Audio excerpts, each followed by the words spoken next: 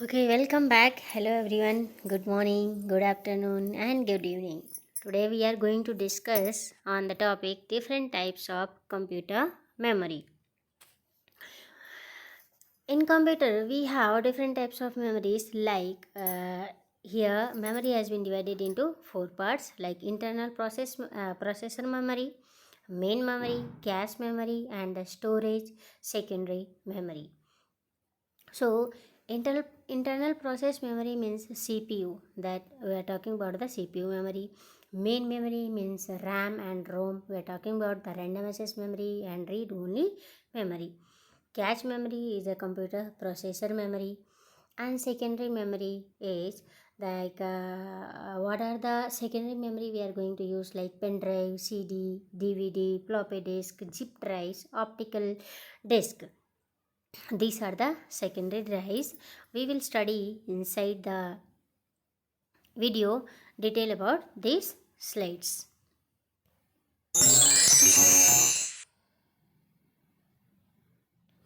Now here, first, what is memory? We are going to study about what is memory. Memory is an essential part of a computer. We know, everyone knows that without memory the computer is not going to work.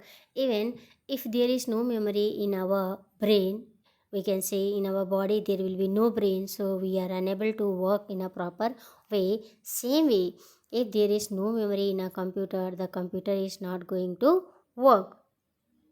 So our first point is, without memory there would be no computer as we know it today.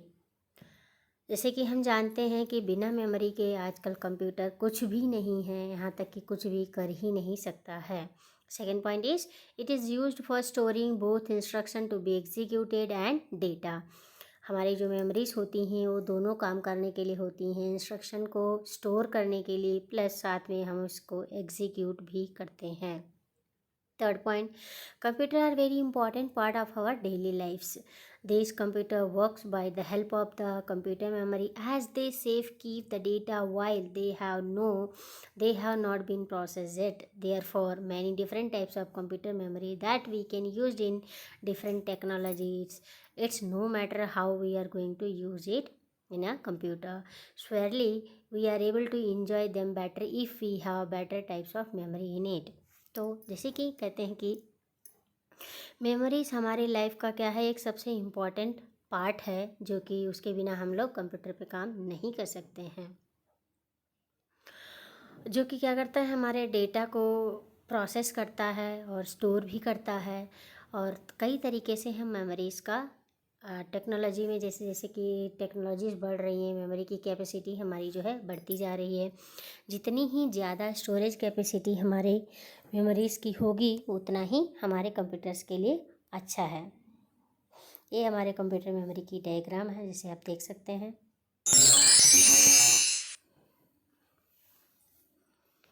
Next, we are going to study about the component of the computer. Components of the computer means what are the... Now we are talking about the internal components of the computer. So internal components of the computer are like input device, output device, storage, secondary storage devices, control unit, ALU.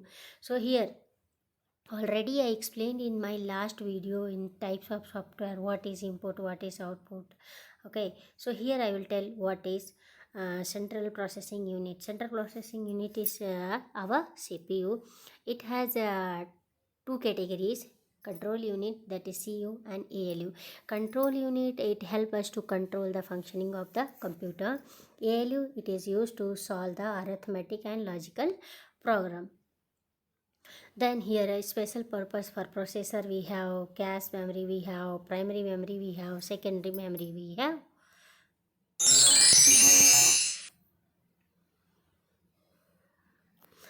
Now here we are going to study about types of memory.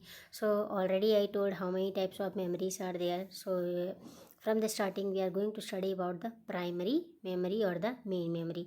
Primary memory can be also called as the main memory. It has two types, RAM as well as ROM. RAM stand for random access memory and ROM stand for read only memory. Here you can see the RAM is there, ROM is there, and hard disk is there.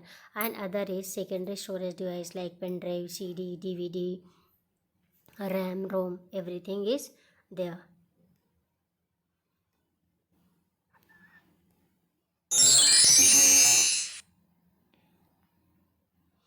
Okay, now next slide is management of the memory. How we are going to manage the memory.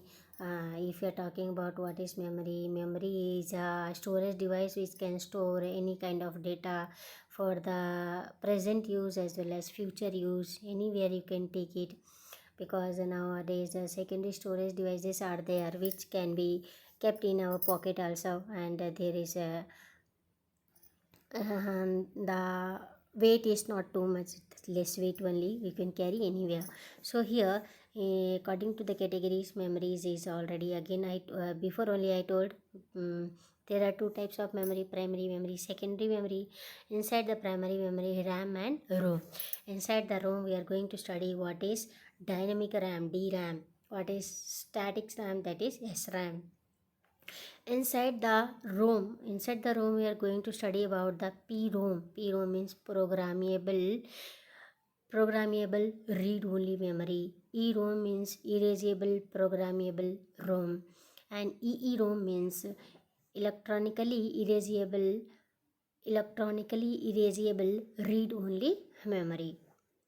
Now in secondary storage device we are going to study about the magnetic memory and optical memory. Magnetic memory like floppy disk, optical memory like CD or DVD. CD and DVD are nowadays coming in erasable form also.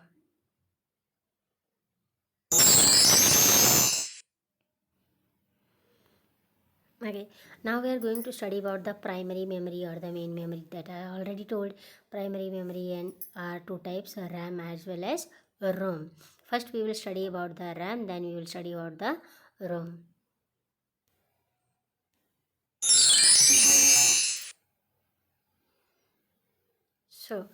So here primary memory. Primary memory means the memory which we are going to use directly with the CPU. Primary memory is a computer memory that is accessed directly by the CPU. This includes several types of memory such as processor, cache and the system ROM. Primary memory हमारी वो memory होती है कि जो कि directly हम CPU से access करते हैं, जिसके अंदर की डिफरेंट टाइप्स की मेमोरी होती हैं। वो है हमारा प्रोसेसर, कैच और storage ROM. However, in most cases, primary memory refers to the system RAM. किसी भी केस में कहा जाता है कि प्राइमरी मेमोरी जो हमारी होती है वो RAM ही होती है। RAM or random access memory consists of one or more memory modules that temporarily stores data while a computer is running. RAM हमारी जो random access memory है वो क्या करता है, वो डेटा को टेम्पररी कुछ समय के लिए स्टोर करता है जब तक कि हमारा कंप्यूटर चलता है। बंद होने के बाद उसको इरेज कर देता है। Now next point is RAM is a volatile memory, meaning we already know कि RAM हमारा एक volatile memory है जिसमें कि क्या करते हैं कि डेटा जब तक कि पावर ऑन है तब तक तो स्टोर रहेगा, जैसे ही पावर ऑफ होता है वैसे ही उसका डेटा क्या होता है, इरेज हो जाता है। और डेटा को दोबारा जो है हमें लाने के लिए क्या करता है, कंप्यूटर का जो ऑपरेटिंग सिस्टम होता है वो लोड करता है सेकेंडरी मेमोरी से, ठीक है, और उसके बाद में उसको प्राइमरी मेमोरी में और रैम में कन्वर्ट करके फिर सामने हमारे डेटा प्रेजेंट करता है। नेक्स्ट पॉइंट हमारा है similarly when ever you launch an application on your computer it is loaded into the RAM. कभी भी जब आप कोई भी एप्लीकेशन लॉन्च करते हो अपने कंप्यूटर में तो सबसे पहले वो जो है हमारे रैम में ही जाके लोड होता है, ये चीज़ का ध्यान रखिएगा। नेक्स्ट पॉइंट है हमारा the operating system and applications are loaded into primary memory since RAM can be accessed much faster than the storage device.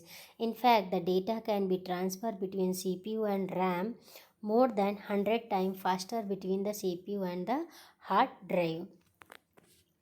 तो क्या बोला गया, क्या बोल रहे हैं यहाँ पे, आप हमारा ऑपरेटिंग सिस्टम और एप्लीकेशन जो होते हैं वो प्राइमरी मेमोरी में लोड होते हैं, ठीक है, और वो रैम जो होता है वो डेटा बहुत जल्दी स्टोरेज डिवाइस से क्या करता है, एक्सेस करता है और डेटा को ट्रांसफ़र करता है सीपीयू और रैम के बीच में 100 टाइम फास्टर सीपीयू से ज़्यादा। समझ गया।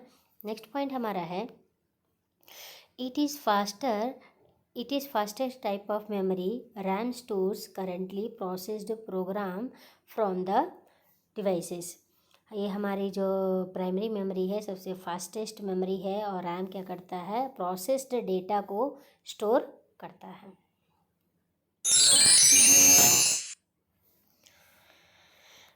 नेक्स्ट हम पढ़ेंगे types of ROM, 2 types of ROM. तो पहले ही हमने बताया था रैम हमारे एक रैंडम एक्सेस मेमोरी है जो कि टेम्परली कुछ समय के लिए डेटा को स्टोर करता है और जब तक कि पावर हमारी ऑन रहती है, जैसे ही पावर ऑफ होती है वैसे ही उसको क्या करता है, इरेज कर देता है। तो उसके हमारे पास 2 टाइप्स हैं, देखिए वो क्या हैं। First is static RAM, second is dynamic random access memory means dynamic RAM. Okay, so देखिए static RAM is in the form of RAM and made up with the flip flop and used for the primary storage are volatile. It retains data in a latch as long as the computer powered. Static RAM is more expensive and consume more power than the dynamic RAM. It is used as a cache memory in a computer system. As technically, static RAM uses more transistor as compared to the dynamic RAM. It is faster compared to the dynamic RAM due to the latching arrangement and uses 6 transistor as per bit as compared to the dynamic RAM, which uses only 1 transistor per bit. So static RAM में क्या है, static RAM का जो एक बना है वो किससे बना हुआ है, फ्लिप फ्लॉप से बना हुआ है, जिसको कि हम कहाँ यूज़ करते हैं, प्राइमरी मेमोरी में, प्राइमरी स्टोरेज में यूज़ करते हैं एज अ वोलेटाइल मेमोरी की तरह। और वो क्या करता है, डेटा इतना फास्ट जो है, मतलब क्या बोलते हैं, स्टार्ट होता है जैसे कि हमारा जो पावर सप्लाई है उससे भी ज़्यादा फास्ट समझ लीजिए स्टैटिक रैम में। और स्टैटिक रैम हमारा एक ही प्रॉब्लम है थोड़ी सी, स्टैटिक रैम हमारा काफ़ी एक्सपेंसिव होता है और वो जो है पावर को भी बहुत ज़्यादा कंज्यूम करता है, इलेक्ट्रिसिटी काफ़ी कंज्यूम करता है as compare to the dynamic RAM. Then हमारे इसमें स्टैटिक रैम में जो होते हैं वो 6 ट्रांजिस्टर्स लगे होते हैं, जबकि हमारी डायनेमिक रैम सिर्फ और सिर्फ एक ट्रांजिस्टर कनेक्ट होता है और वो पर बिट के हिसाब से चलता है। अब डायनेमिक रैंडम एक्सेस मेमोरी देखिए क्या होती है, it is another form of a RAM, यही भी एक रैम का दूसरा फॉर्म है जो कि मेन मेमोरी में यूज़ होता है। डायनेमिक मेमोरी स्टैटिक मेमोरी के कंपेयर में काफ़ी चीपर मतलब सस्ता होता है, लेकिन उसके मुकाबले इसमें क्या होता है, डेटा को ये बहुत ज़्यादा कैपेसिटी में, मोर कैपेसिटी डेटा की स्टोर कर सकता है and more. It is also slower and consume less power, ये स्लो होता है और काफ़ी कम पावर सप्लाई यूज़ करता है as compare to the static RAM से।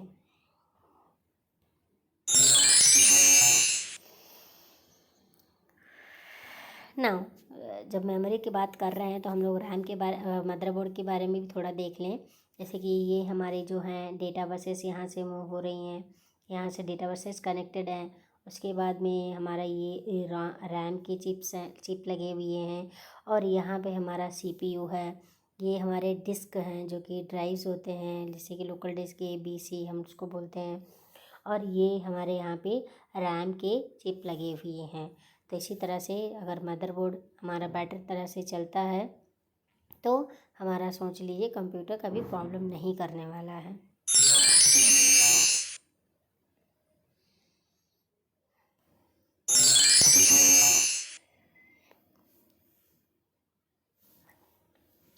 अब हम पढ़ेंगे रोम के बारे में, रीड ओनली मेमोरी। सो रोम भी जो है हमारा एक प्राइमरी मेमोरी का दूसरा पार्ट है। ये भी क्या करता है, एक स्टोरेज का मीडियम है।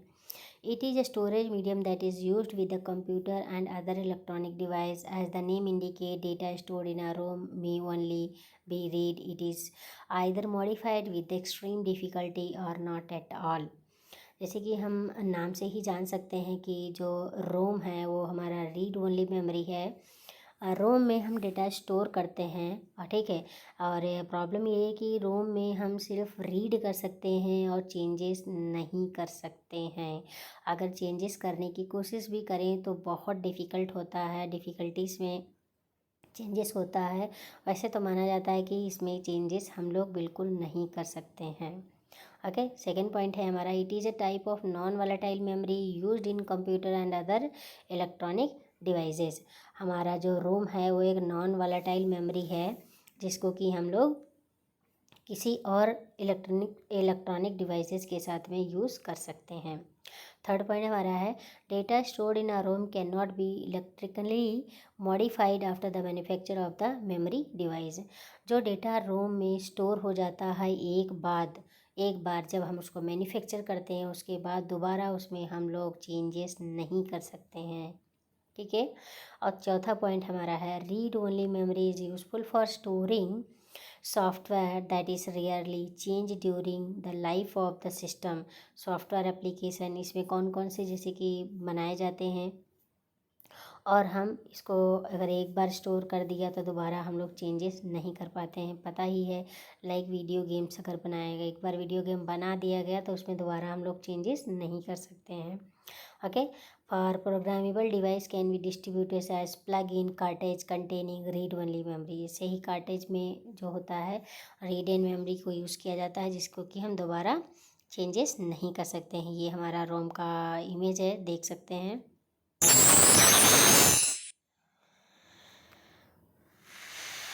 ओके, उसके बाद में हम रोम के भी कुछ टाइप्स होते हैं। सो से 3 टाइप्स ऑफ रोम होते हैं, पढ़ते हैं। पहला हमारा कौन सा टाइप है, तो पहला हमारा है P ROM. P ROM means programmable read only memory. Programmable read only memory stand for programmable ROM. It can be programmed only be done once and read many. Unlike ROM and PROM, retain their contents without the flow of electricity. ROM is also a non-volatile memory. The significant difference between ROM and RAM.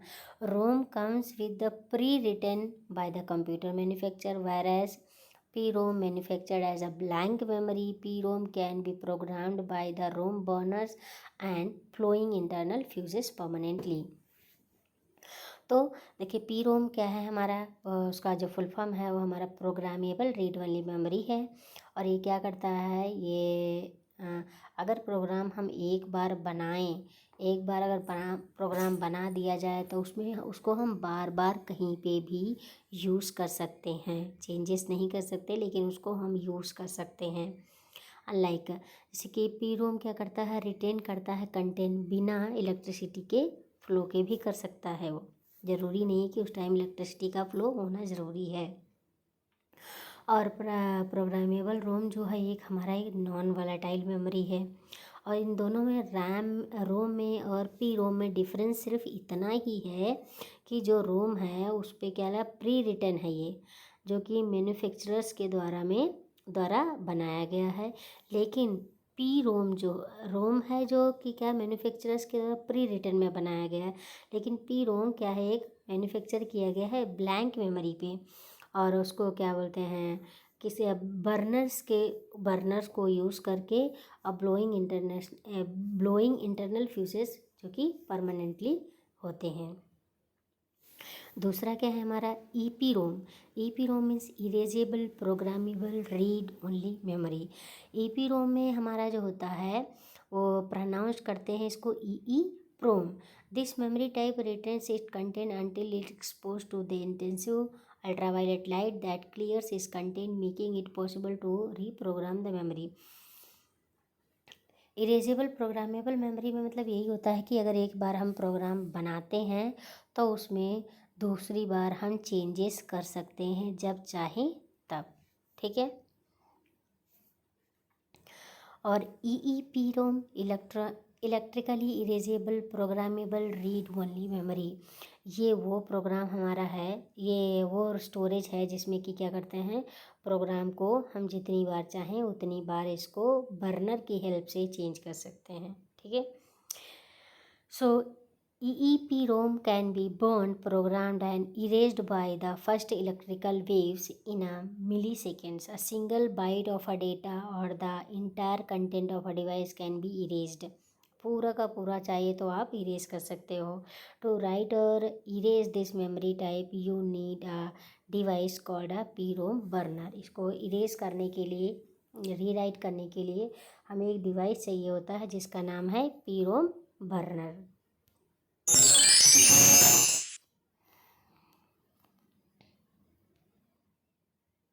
Okay, ठीक है.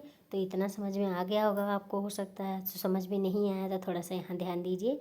हम difference देख लेते हैं RAM और रोम की, उसकी capability के हिसाब से, स्टोरेज कैपेबिलिटी के हिसाब से, यूजेस के हिसाब से, और स्टोरेज कैपेसिटी और फिजिकल साइज के हिसाब से. जैसे कि रोम रोम इज़ एक नॉन वैलेटाइल मेमोरी है, नॉट रिक्वायर्स पावर और स्टोर डेटा. कोई पावर नहीं चाहिए उसको डेटा स्टोर करने के लिए. लेकिन उसी तरह से इस कंपेयर में रैम जो है एक वॉलेटाइल मेमोरी है और उसको पावर चाहिए डेटा को स्टोर कराने के लिए. यूज़ के थ्रू पे देखो, रोम क्या करता है, एक बायोस को ROM is often use to store BIOS program. ROM में बायोस प्रोग्राम को स्टोर किया जाता है कंप्यूटर के मदरबोर्ड पे. ROM uses the storage media called Nintendo, Game Boy, Sega, Genesis game cartridge. BIOS क्या है, हमारा बेसिक इनपुट आउटपुट सिस्टम है जो कि हमारा कंप्यूटर मदरबोर्ड पे स्टोर होता है. ठीक है. और रैम में क्या होता है, RAM used in computer to temporary store files in use on the computer. RAM में कुछ समय के लिए हम फाइल को स्टोर करा सकते हैं. टेम्पररी मतलब कुछ समय के लिए ही है. अब स्टोरेज कैपेसिटी के हिसाब से देखिए कितना स्टोरेज डेटा स्टोर कर सकते हैं. तो रोम में कम से कम 4 से 8 MB डेटा को ही हम स्टोर करा सकते हैं. लेकिन रैम में 1 GB से लेके 256 GB या फिर उससे ज़्यादा भी डेटा को स्टोर करा सकते हैं. ठीक है ना. साइज के हिसाब से ROM can vary in size from less than and inches in length to multiply inches in length and width depending on their uses. जिस तरह से आप जहाँ पे उसको यूज़ करने वाले हो उसके हिसाब से आप उसकी साइज को बढ़ा और घटा सकते हो. ठीक है. और रैम में क्या होता है, रैम में 2 प्राइमरी मेमोरी के साइज़ ही होते हैं. जैसे कि वेदर उसको डेस्कटॉप पे हम यूज़ करें, डेस्कटॉप कंप्यूटर पे यूज़ करें या लैपटॉप पे यूज़ करें. डेस्कटॉप कंप्यूटर का रैम का जो साइज़ होता है वो 5.5 इंचेस की लेंथ के होता है एंड 1 इंच विथ होती है इसमें. और लैपटॉप रैम की जो हाइट होती है वो क्या होती है, हाफ होती है डेस्कटॉप से. ठीक है. तो आप स्टोरेज कैपेसिटी, यूजेस और स्टोरेज कैपेबिलिटी और साइज के हिसाब से भी देख लेंगे क्या है.